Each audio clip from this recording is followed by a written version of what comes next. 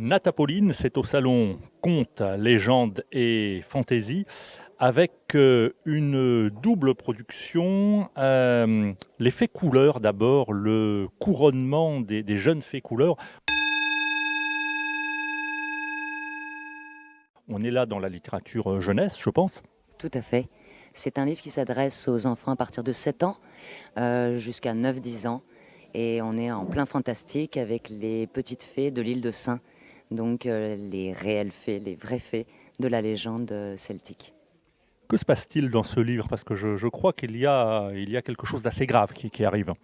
Alors en fait, la reine des fées a perdu le sceptre d'Illuminacolor et toutes les petites fées donc doivent le retrouver. Sinon, le couronnement des jeunes fées couleurs n'aura pas lieu. Parce qu'en fait, chaque année, les jeunes fées donc se voient attribuer une couleur qui reflète leur personnalité. Cette couleur est associée à un minéral qui reflète leur pouvoir. Et je ne peux pas vous en dire plus, sinon vous aurez lu tout le livre. On va rester effectivement sur ce suspense et on va passer à une production, alors peut-être plus adulte ou jeunes adultes, je ne sais pas ce qu'il faut dire. Quel est le titre de cet ouvrage illustré?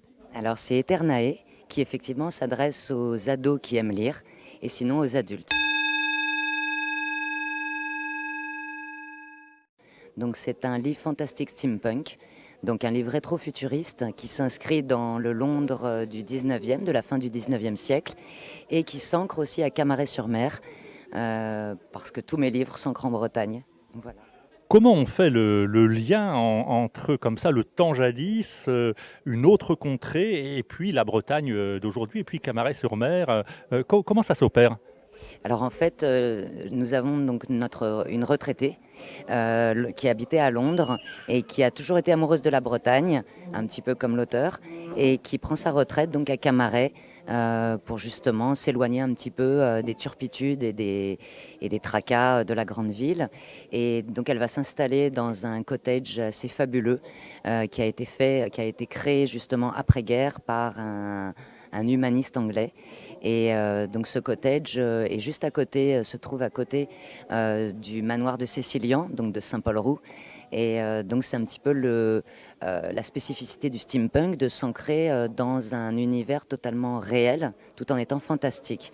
Donc nous avons des lieux réels, des personnages réels. Dans ce livre, on va rencontrer Boris Vian, on va rencontrer Jack l'Éventreur, et tout en étant dans un univers avec des elfes, des sorciers et des personnages très fantasques. Tout est dit, le monde de Nat Apolline, c'est au salon Contes, légendes et fantaisie.